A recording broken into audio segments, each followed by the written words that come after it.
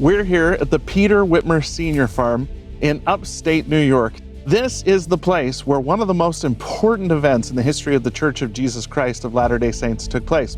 It was here that three witnesses, three men chosen, were shown the plates of the Book of Mormon and saw the angel. David Whitmer, who was part of the family that lived here, Oliver Cowdery, who was Joseph Smith's primary scribe while he was translating the Book of Mormon, and Martin Harris, who was another scribe who also helped finance and pay for the Book of Mormon. According to Joseph Smith, they went into the woods somewhere near the farm where they could be secluded, and that's where they had the experience where they saw the angel, the artifacts, and the plates.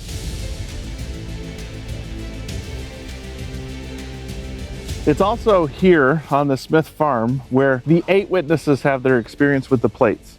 According to Lucy Mack Smith, Joseph brought the 8 witnesses into a secluded place where the family had often gone to commune with God, and there he shows them the plates. He takes them out, the 8 witnesses are able to handle the plates and turn its pages.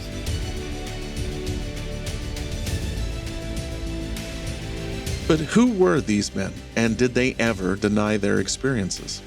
Join me as we travel to explore what happened to these men after this historical event, and whether their testimonies still stand. My name is Casey Griffiths, and I love learning about church history. Join me as we travel the world and explore the history of the Latter-day Saints. This is Restoration Revealed. Before we travel to several locations around the United States, we're going to Palmyra, New York, to share a special account from one of the 8 witnesses that you might not have known about. One of the witnesses, John Whitmer, in an interview given later on in his life, said that the plates were also brought into the home, which may have meant this cabin that the Smiths were living in at the time. John said he was able to turn the leaves of the plates and examine them closely.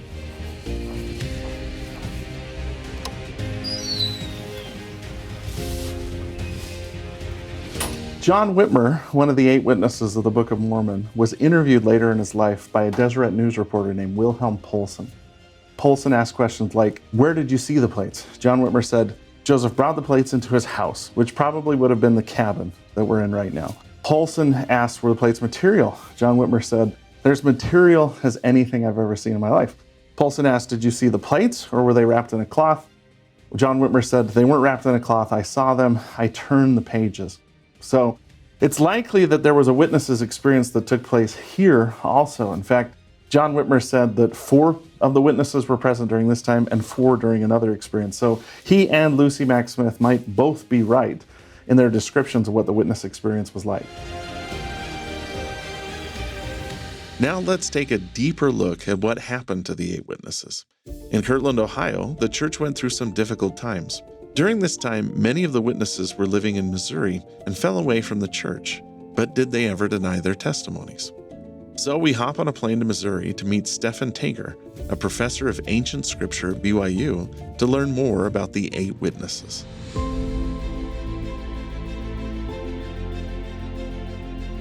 So besides the 3 witnesses who saw the gold plates and became witnesses to the authenticity of the Book of Mormon, Joseph Smith also showed the gold plates to 8 other witnesses.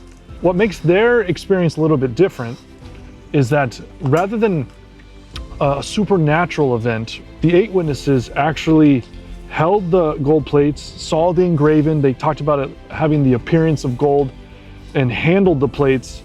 And it was a kind of a much more physical, almost scientific type experience for them. So this is a monument to the 8 witnesses, and it's been built relatively recently in November of 2011. The 8 Witnesses Monument in Liberty, Missouri was built to honor many of the witnesses buried near this area. Let's actually take a look at some of the witnesses. Yeah, so here's the names of the witnesses. Yeah. So here are the names of the witnesses. And really, if you look at these names, you have Whitmers and then Hiram Page. And Hiram Page actually married a Whitmer girl and the Smith family. So really, the 8 witnesses are 2 families. The Smiths and the Whitmers. The Smiths and the Whitmers, right. Christian and Peter are the only ones of the Whitmer family who die still associated with the Church of Jesus Christ of Latter-day Saints. Yeah. All of the Whitmers, besides them and Hiram Page, When they die, they actually are not associated with the Church of Jesus Christ of Latter-day Saints, but they never deny their testimony of the Book of Mormon. Joseph Smith Sr. is one of the witnesses. He dies in Nauvoo. Hiram obviously also dies in Nauvoo, and so does Samuel, about a month after Hiram is martyred. I think the bottom line is like 5 out of the 8 witnesses stay in the church, and the 3 that leave don't ever deny their testimony either. That's right. So although they have a falling away with Joseph, they never deny saying, no, we actually saw the gold plates. In fact, John Whitmer is interviewed more than once at the end of his life, and he continues to testify of the authenticity of the Book of Mormon. Yeah, that he saw plates, copied characters. That's right. So sometimes people will ask, they'll say, oh, do you have any evidence for the historicity of the Book of Mormon? And according to Latter-day Saint theology, the inspired or God's ordained way of showing the world that the Book of Mormon is true, besides the witness of the Spirit, are actually the 3 and the 8 witnesses. Mm-hmm. It's incredibly compelling evidence that there really were gold plates and that the Book of Mormon really is the Word of God. So this is one of the primary ways that we learn the historicity of the Book of Mormon. And their statement up here actually, this is in every copy of the Book of Mormon. Right. It's rolled off the presses since 1830. This is the statement, and it's a pretty concise statement of what they experienced. Joseph Smith, Jr., the translator of this work, has shown unto us the plates of which hath been spoken, which have the appearance of gold. And as many of the leaves as the said Smith has translated, we did handle with our hands. And we also saw the engravings thereon, all of which has the appearance of ancient work. And so, contrary to the 3 witnesses who had a supernatural experience with the angels, the 8 witnesses have a much more naturalistic, concrete experience with the plates. And those balance each other. If anyone were to say, oh, this was just a hallucination, the 3 witnesses, they had a hallucination of the angels, we have the 8 witnesses. If anyone with the 8 witnesses say, oh, Joseph somehow made the gold plates, we have the 3 witnesses that has a supernatural witness of the angel declaring unto the 3 witnesses that the Book of Mormon is authentic. For we have seen and hefted, and know of a surety, that the said Smith has got the plates of which we have spoken. And we give our names unto the world, to witness unto the world that which we have seen. And we lie not, God bearing witness of it. Again, we see this word hefted pointing to the physical experience that the witnesses have. During some difficulties in Kirtland, John Whitmer actually starts to disassociate and distance himself from the prophet Joseph Smith. And at one moment, and a particular low moment, someone asked him, hey, John Whitmer, what do you want to say about the plates now? And the farthest he can go is he'll say, essentially he says, I saw the plates, but I couldn't even understand what the writing was, which strongly suggests that he really actually did see gold plates and had this concrete experience with them. Yeah, never goes back on that experience. Yeah.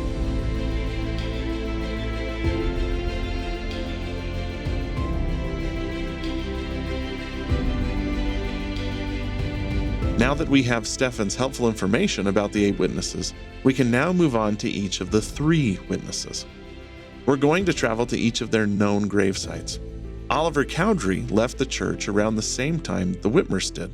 But what happened to his testimony of the Book of Mormon? Today we're meeting with Jared Halverson, another BYU professor of ancient scripture.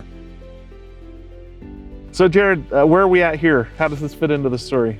Well, welcome to Richmond, Missouri, a place that's typically on not a lot of church history tours, but it should be.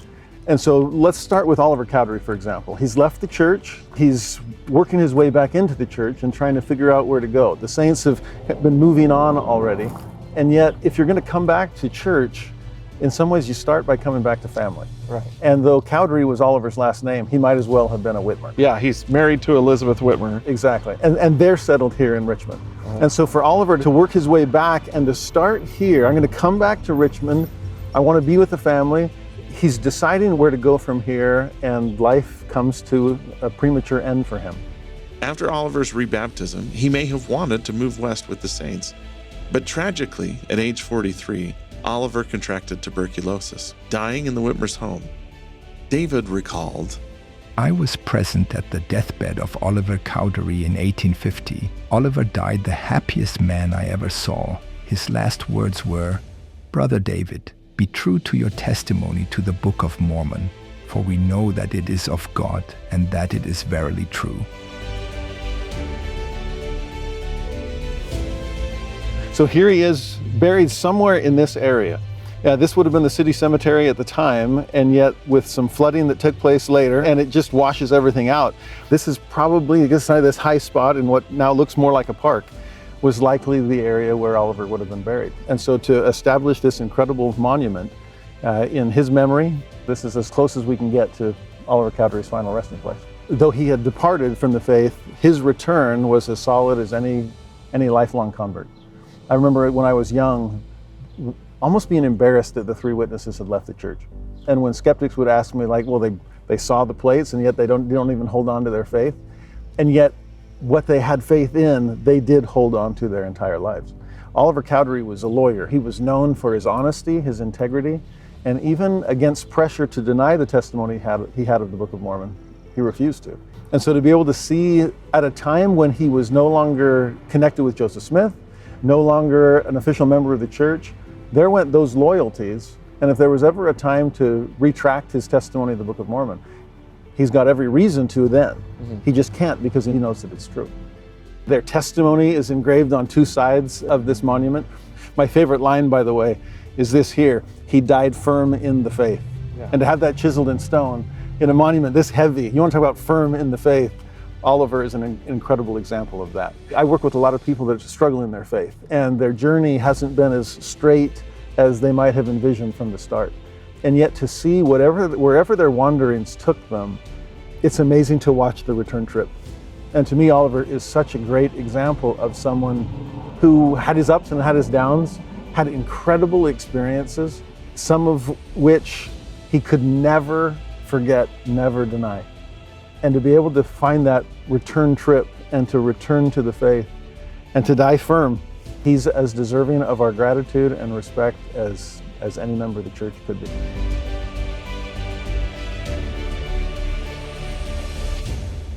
So on the other side and then this side is the actual testimony of the three witnesses. We are so used to reading that in the pages of the Book of Mormon, but to have this almost as the eulogy, so to speak, of Oliver Cowdery. You want to talk about a voice from the dust, right? Well, here's his voice from the dust coming to any modern day reader as he declares his testimony of the Book of Mormon. Be it known unto all nations, kindreds, tongues, and people, unto whom this work shall come, that we have seen the plates which contain this record. And we also know that they have been translated by the gift and power of God, for his voice hath declared it unto us.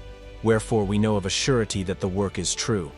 And we also testify that we have seen the engravings which are upon the plates, and they have been shown unto us by the power of God, and not of man.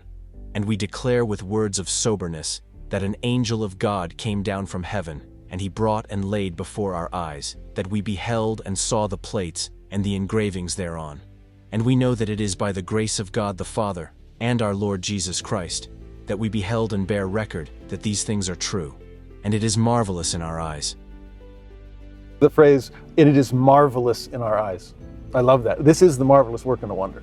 And again, as far as a gravestone of sorts, to still be marveling at the things that their eyes were able to see. And yet right afterwards, the voice of the Lord commanded us to bear record of it. It's one thing to sit in solitude and marvel over the glories of the gospel, and yet to take the opportunity to bear witness of these things to other people. That's one of the reasons the Lord blesses us with these testimonies to begin with. Well, where should we go to next? Well, here we are with Oliver. Let's go find David. Let's go find David. Not too far from Oliver's monument is the Richmond Cemetery, where we find David Whitmer's grave. So this is the second Richmond Cemetery. This one was a little bit on higher ground. Yeah, no danger of this one being washed away. This one won't get swept away. Tell us about this headstone. So this is a replica of the original. The other one was so weathered, the Far West Missouri stake decided to create a more modern replica that will be able to stand, because this is a witness worth bearing. Yeah. David has deep roots in Missouri. He's one of the very first members who moves here when Joseph reveals that this is going to be the place of gathering. He ends up leading the church here before Joseph comes. And even after he struggles and decides to leave the church, he stays here. And in some ways, the fact that it's not in Utah, the fact that they're still surrounded by other people that have heard so much Latter-day Saint history in the area, but here's one of the originals. Here's somebody who knows these stories. And because he outlives the other witnesses, in a place where there's so much curiosity and frankly so much skepticism, he is interviewed by so many people that just want to know and hear it straight out of his lips. Were you serious about that? Did you really see an angel? Did you really hold the so-called Golden Bible? And to his dying day, he bore eloquent witness that indeed he had those experiences. In fact, right before he died, he had his doctor come and verify that he was of sound mind and body.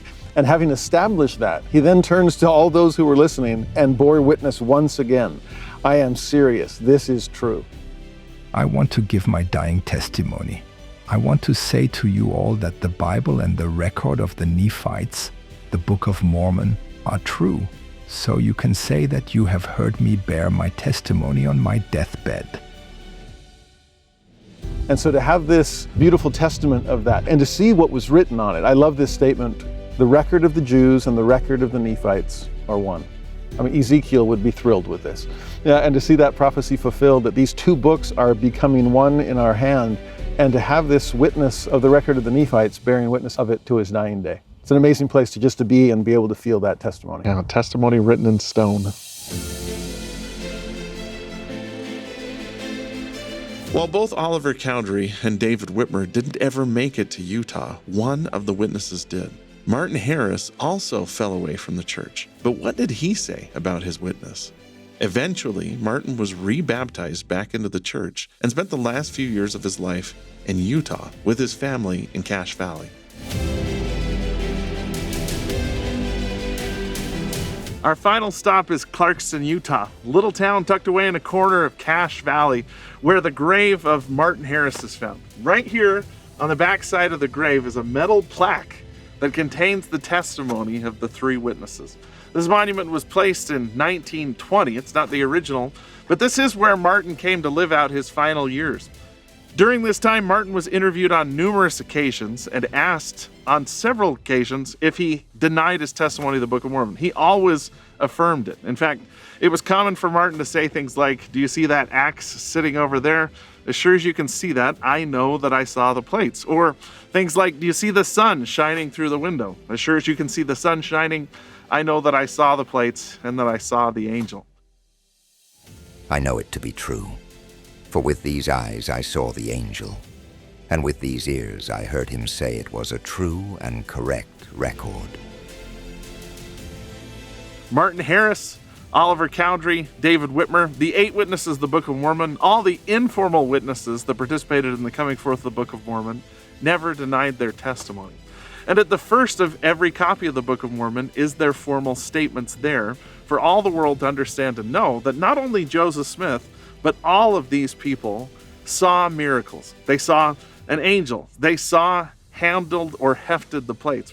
And every one of them, to the last day of their life, bore witness that that testimony was true. The Book of Mormon is a witness of Jesus Christ, but in his overarching wisdom, God decided there would be a cloud of witnesses to surround the book as well, to affirm its truth, its testimony, and what it teaches the world about the gospel of Jesus Christ. Thanks for watching this episode of Restoration Revealed. If you'd like to help us create more, please use the donate link in the description below.